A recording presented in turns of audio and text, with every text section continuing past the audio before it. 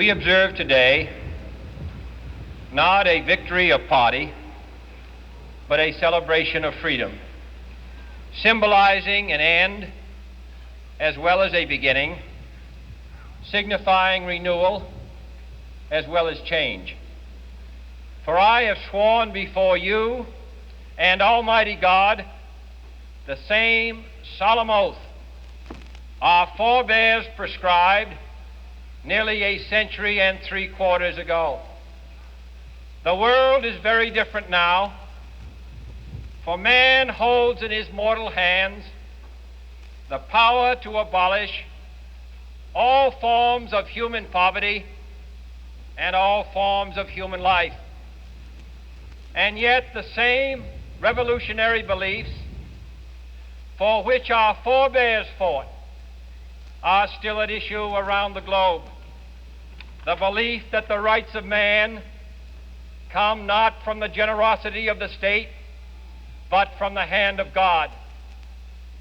We dare not forget today that we are the heirs of that first revolution.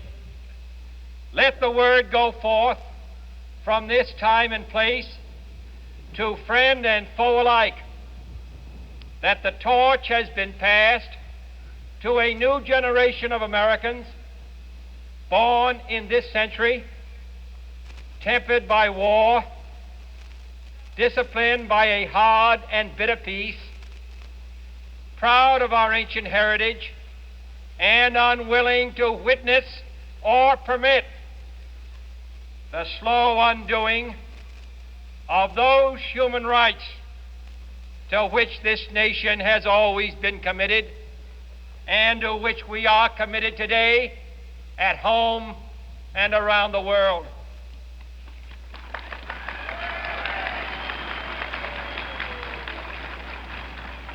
Let every nation know, whether it wishes us well or ill, that we shall pay any price, bear any burden, meet any hardship, support any friend, oppose any foe to assure the survival and the success of liberty.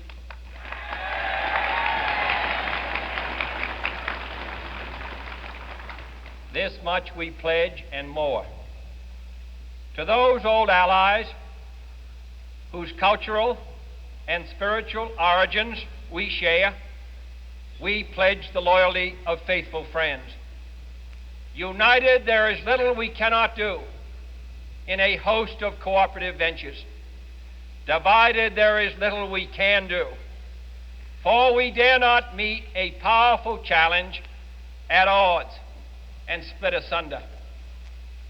To those new states whom we welcome to the ranks of the free, we pledge our word that one form of colonial control shall not have passed away, merely to be replaced by a far more iron tyranny. We shall not always expect to find them supporting our view, but we shall always hope to find them strongly supporting their own freedom, and to remember that in the past, those who foolishly sought power by riding the back of the tiger ended up inside.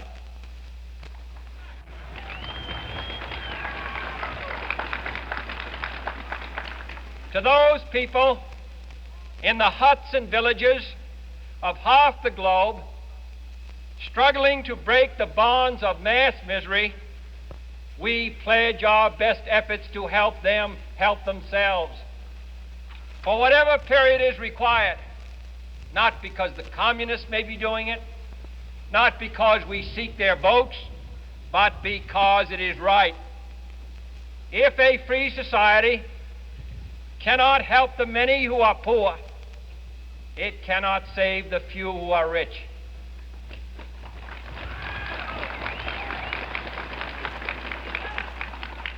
To our sister republics south of our border, we offer a special pledge to convert our good words into good deeds. In a new alliance for progress, to assist free men and free governments in casting off the chains of poverty. But this peaceful revolution of hope cannot become the prey of hostile powers. Let all our neighbors know that we shall join with them to oppose aggression or subversion anywhere in the Americas. And let every other power know that this hemisphere intends to remain the master of its own house.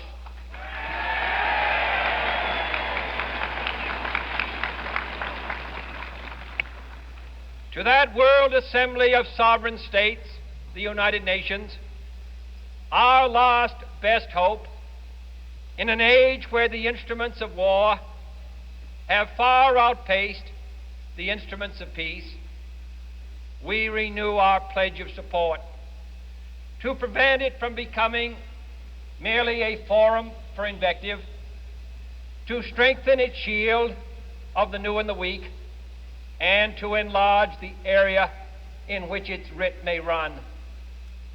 Finally, to those nations who would make themselves our adversary, we offer not a pledge, but a request that both sides begin anew the quest for peace.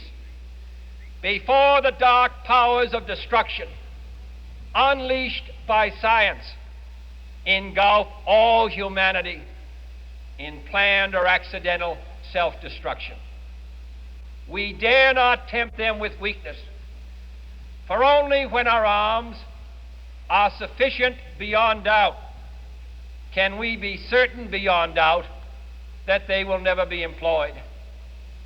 But neither can two great and powerful groups of nations take comfort from our present course, both sides overburdened by the cost of modern weapons, both rightly alarmed by the steady spread of the deadly atom, yet both racing to alter that uncertain balance of terror that stays the hand of mankind's final war. So let us begin anew, remembering on both sides that civility is not a sign of weakness, and sincerity is always subject to proof. Let us never negotiate out of fear, but let us never fear to negotiate.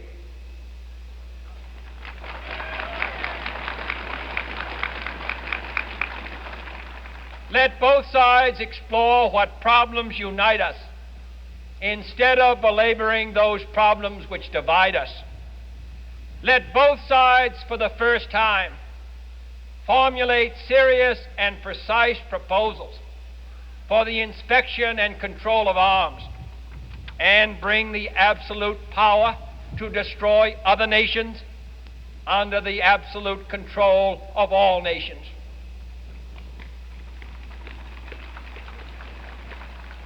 Let both sides seek to invoke the wonders of science instead of its terrors.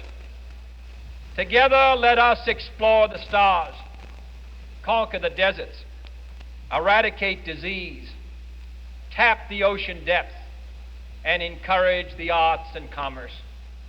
Let both sides unite to heed in all corners of the earth the command of Isaiah to undo the heavy burdens and let the oppressed go free. And if a beachhead of cooperation may push back the jungle of suspicion, let both sides join in creating a new endeavor, not a new balance of power, but a new world of law, where the strong are just and the weak secure and the peace preserved.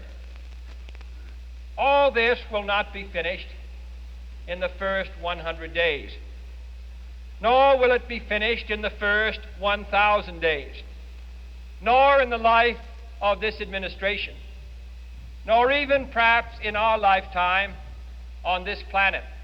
But let us begin.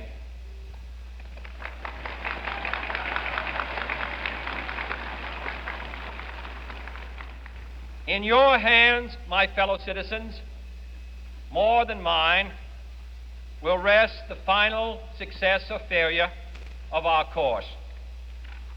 Since this country was founded, each generation of Americans has been summoned to give testimony to its national loyalty. The graves of young Americans who answered the call to service surround the globe. Now the trumpet summons us again, not as a call to bear arms, though arms we need, not as a call to battle, though in battle we are, but a call to bear the burden of a long twilight struggle, year in and year out, rejoicing in hope, patient in tribulation, a struggle against the common enemies of man, tyranny, poverty, disease, and war itself. Can we forge against these enemies a grand and global alliance, north and south, east and west, that can assure a more fruitful life for all mankind? Will you join in that historic effort?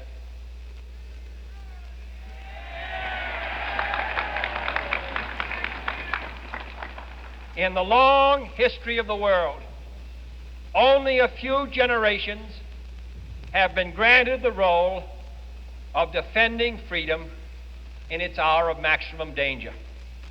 I do not shrink from this responsibility. I welcome it.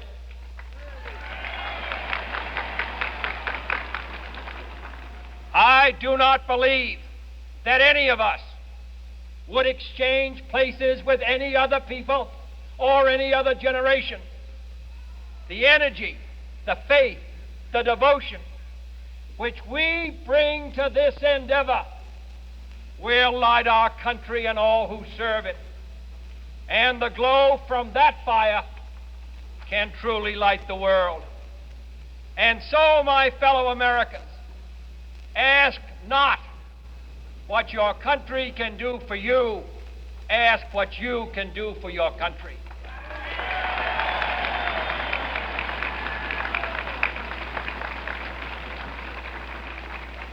My fellow citizens of the world, ask not what America will do for you, but what together we can do for the freedom of man.